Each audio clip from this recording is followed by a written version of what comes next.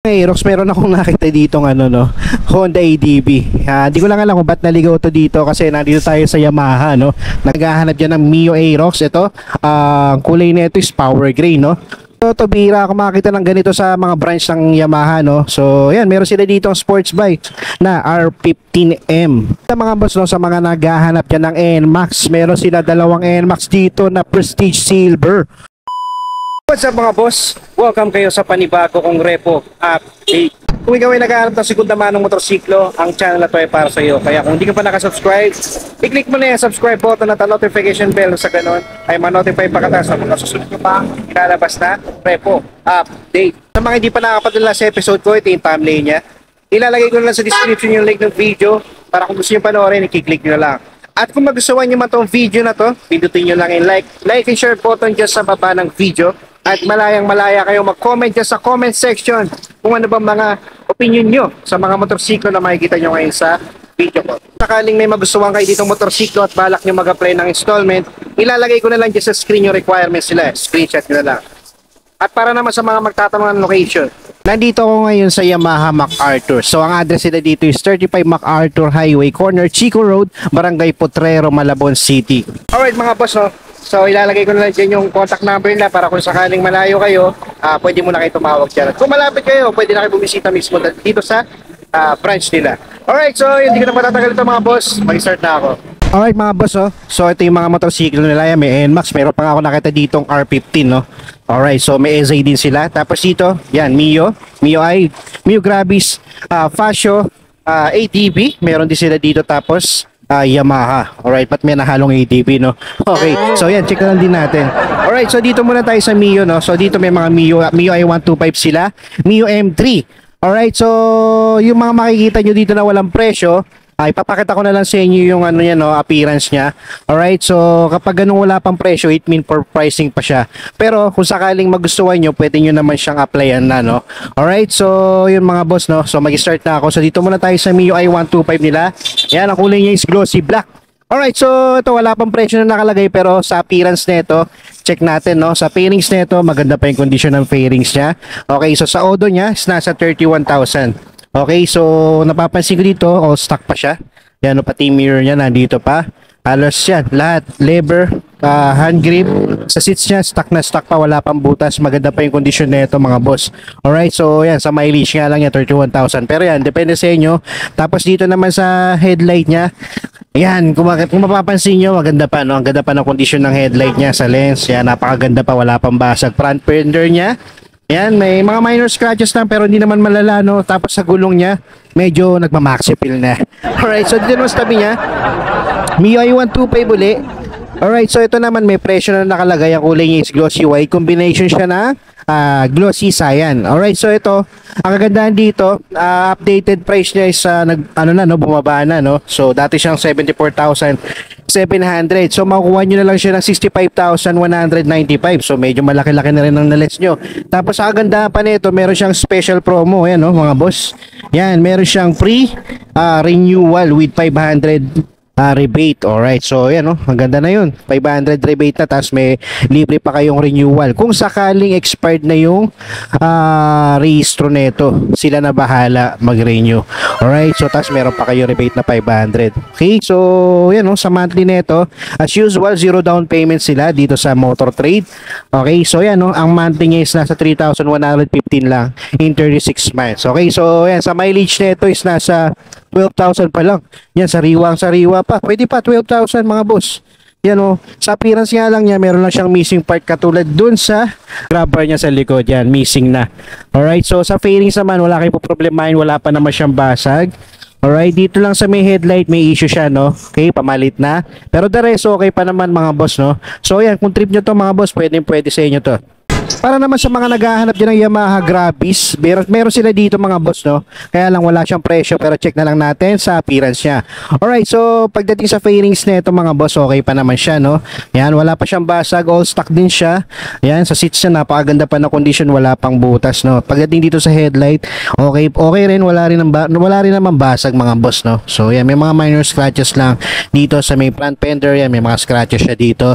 Tapos sa gulong niya, Kasi kapal pa ng mukha ng chismosa kapitbahay nyo. Alright, so yan, sa mga naghahanap dyan ng Grabis, eto, pwede nyo puntahan to dito. Tapos tabi niya, sa mga naghahanap dyan ng Yamaha Pacho, ito meron silang available na repo dito. Ang kulay niya is glossy white, no? Alright, so ito, markdown price siya. Dati siyang 93,900, makukuha nyo na lang siya ng 86,210. Tapos sa monthly nito for 36 months, 4,120. Alright, so para sa akin, no, kung ako tatanungin nyo, medyo mataas pa siya, no? Alright, so kayo rin, malamang mamahalan pa kayo. Pero yan, magdedepende naman sa inyo, yan, no? Kung talagang trip nyo, pwede naman, no? Ang ganda pa naman nito, meron na kayong libreng renewal. Kung sakaling ano na to, kung sakaling expired na yung rehistro, pwede, sila na bahala mag-renew. Alright, so wala na kayong gagastusin, no? Tapos meron siyang rebate na 500.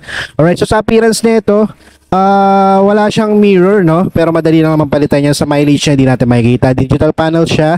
Okay, so sa fairings nito, dito banda, maganda pa yung condition niya, no? Pati sa seats, stock na stock pa, wala pang butas. Napakaganda pa ng condition. Alright, so pagdating naman dito sa may harapan, yan, meron lang mga issue banda rito sa harapan. Tapos dito sa may front fender niya, no? Alright, so pagdating naman sa gulong niya, makapal pa. Okay, so yan, sa mga naghanap ng fashion dyan, pwede nyo i-check to dito mga boss. Dito naman banda mga boss, no? So meron ako nakita ditong Aerox. Yan, wala siyang presyo na nakalagay. It means per pricing siya. Pero pwede nyo nang applyan to mga boss kung sakaling ito hinahanap nyo. Okay, so sa ngayon, papakita ko muna sa inyo yung condition na itong motorsiklo na to.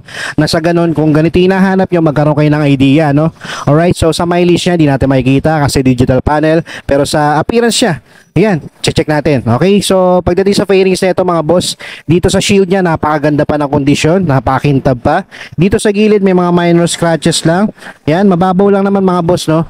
Okay, so dun din sa likuran, sa bandang gilid, okay na okay pa. Tapos seats niya, stock na stock pa, wala pang butas. Pati yung mirror niya, stock pa. Yan, all stock pa siya mga boss. Ayan, nandito pa yung visor niya, no? Alright, so sa kabilang gilid, ganun din.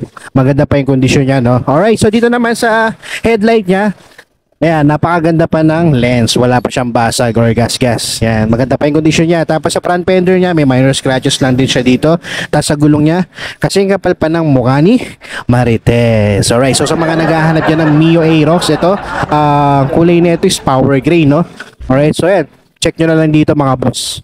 Dito naman sa tabi ng Aerox, meron akong nakita dito ng ano, no, Honda ADB. Di ko lang alam kung ba't naligaw to dito kasi nandito tayo sa Yamaha, no. Nagkaroon siya ng Honda. Pero yan, check na rin natin, no. Ang sabi kasi dito, tinanong ko to kung working pa ba to. Sinabi naman sa akin is working pa to. Gumagana pa to. Yan, umaandar pa siya, no. Pero kasi nung nakita ko sa appearance yan, may mga ano na siya, no, issue, no. Pero yan, check na lang din natin. Wala pa siyang presyo, for pricing pa siya, pero pwede niyo na itong applyan kung sakali. At pwede niyo i-check dito mga boss, no. Alright, so yan, no, sa appearance niya. Yan, dito muna tayo sa bandang likod. Sa likod niya, yan, mayroon lang minor scratches sa gilid. Tapos sa seats niya, meron lang konting ano doon, no, hiwa, pero okay pa naman siya sa hindi maselan, no. Pero kung maselan ka, pwede mong palitan. Wala siyang mirror. Okay, aftermarket na yung hand grip niya. Sa lever niya, ganun din, aftermarket na rin. Wala siyang visor. Alright, so dito sa signal niya, kung mapapansin nyo, yan, no, may ayusin na siya. May ayusin na kay rito. Pero yan, madali lang naman to. Tapos dito banda, yan, may mga residue lang ng sticker. Pero madali lang naman matanggal yan mga boss. Okay, so dito naman ang importante yung headlight, walang basag, no? Okay, so ito, okay pa naman yung headlight niya, wala pang basag yung lens. Tapos dito sa front fender niya, okay na okay pa, may sticker lang. Sa gulong niya, makapal pa. Sa mga naghahanap ng Honda ADB na glossy red, ito may available dito sa Yamaha. Natatawa lang kasi ako kasi nandito tayo sa Yamaha pero may Honda, no? Alright, so siguro dinilagay lang muna nila dito to. Siguro hindi na kasya sa ibang branch, no? Okay, kasi motor trade pa rin naman ang may hawak ng Yamaha na to, no? Alright, so yan, ADB mga boss. Dito mga boss, may nakita akong AZ, Yamaha AZ. Kaya lang wala siya presyo. It means for pricing siya. Pero kung ganito hinahanap nyo, pwede nyo i-check dito to mga boss. Alright, pwede nyo rin applyan to kung sakaling gusto nyo applyan ng installment. Okay, so papakita ko na lang sa appearance siya, no? Okay, sa appearance siya, okay pa naman yung condition niya, no? Wala pa naman siyang basag or malaking gas-gas. Okay na okay pa siya, lalo sa seats niya, no? Buo pa, wala pang butas. Mirror, kompleto pa. Visor, nandito pa, may sticker lang, yan. Okay pa, nandito pa yung emblem niya, no? Signal, headlight, good sa goods pa yung lens niya. Tapos dito sa front fender, okay na okay pa. Minor scratches lang, usually naman talaga nagkakaroon ng ganyan sa front fender. Okay, so sa gulong niya, makapal pa. Kasi kapal pa ng mukha ni Roelio, ang lalaking chismoso. Alright mga boss, no? So ito bira ako makakita ng ganito sa mga branch ng Yamaha, no? So yan, meron sila dito ang sports bike na R15M. Yan, sa mga naghahanap dyan ng R15M, ito, ang ganda pa ng condition na ito. Pakita ko sa inyo mga boss, okay? So, yan, sa presyo na ito may presyo na nakalagay. Markdown price na rin siya, galing siya ng 203,000. Ngayon, makukuha nyo na lang siya ng 164,100. Alright, ang ganda pa dito mga boss. Meron siyang libreng renewal. Alright, so kung sakaling expired na yung registro na ito, libreng-libre na yung registro na ito. Okay, so meron na rin siyang 500 na rebate din. Yan. So, sa monthly na ito, yun, nakagandaan na ito mga boss, no? Zero down payment na siya. Yan. So, sa monthly nga lang niya, medyo mataas pa, 7,841. Pero yan, kung trip nyo, pwede ito mga boss. So, ang ganda pa na kondisyon na ito. Yan, makikita nyo sa fairings niya, sa seats niya, okay pa. May konting ano lang sa seats sa gilid, pero okay na okay pa yan mga boss. Alright, so sa muffler niya, hindi ko alam kung aftermarket na siya, pero maganda. Maganda naman yung nandun, no? Na ipalit, no? So, yan, no? Ang ganda pa na ito sa visor niya, sa mirror niya, napakaganda pa, no? Tapos dito, sa headlight niya, yan, buo pa, no? Ang ganda pa. Signal niya, nandun pa. Tapos sa suspension niya, ang ganda, oh.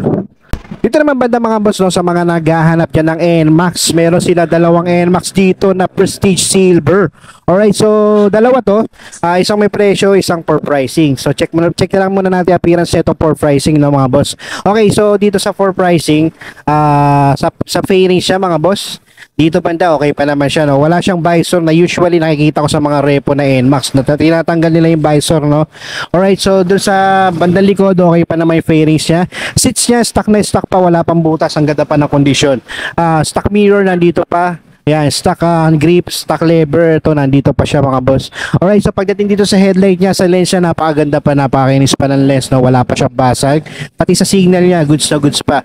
Tapos front fender niya, yan, all goods pa mga boss. Tapos sa gulong niya, napakakapal pa. Alright, so sa mga naghahanap niya ng Prestige Silver na NMAX ABS na version 2, ito meron sila dito. And last mga boss, NMAX ulit, Prestige Silver ulit. Alright, so ito naman may presyo na nakalagay, no? Check na lang natin. Okay, so ang ganda nito, from 150,600, nag-markdown na siya ng 118,000. Okay, so medyo malaki-laki nila ng binaba ng presyo na ito. Pero yan, sa monthly na ito, yan, nakagandaan dito mga boss, zero down payment and max, oh. Alright, so sa monthly na ito is nasa 5,639. Tapos, ang isa pang maganda rito, special promo rin siya, libreng renewal na rin, at meron siyang 500 na rebate. Alright, so yan, sa appearance na ito mga boss, fairing siya, okay pa naman banda rito. Dito lang may faded lang siya dito sa gilid, no? Alright, so pwede nyo siya i-repaint kung sakaling trip nyo. Okay, so working naman yan mga boss, no? Sa seats niya, yan kung mapapansin nyo, no, stock na stock pa. Wala nga lang siyang grabber sa likod. Mileage na, hindi natin makikita kasi digital panel. Alright, so pagdating naman dito sa harapan, sa headlight niya, signal niya, okay na okay pa siya mga boss. Dito lang sa front fender niya, may mga minor scratches, pero okay pa naman siya mga boss. Sa gulong niya, makapal pa. Kasi kapal pa ng mukha ng katabi mo. Alright, so yan, sa mga naghahanap din ng NMAX ABS version 2 na Prestige Silver, eto, meron silang available dito. Alright mga boss, no? So maraming salamat sa umabot sa punto na to hanggang sa susunod na repo update. So that's it for today.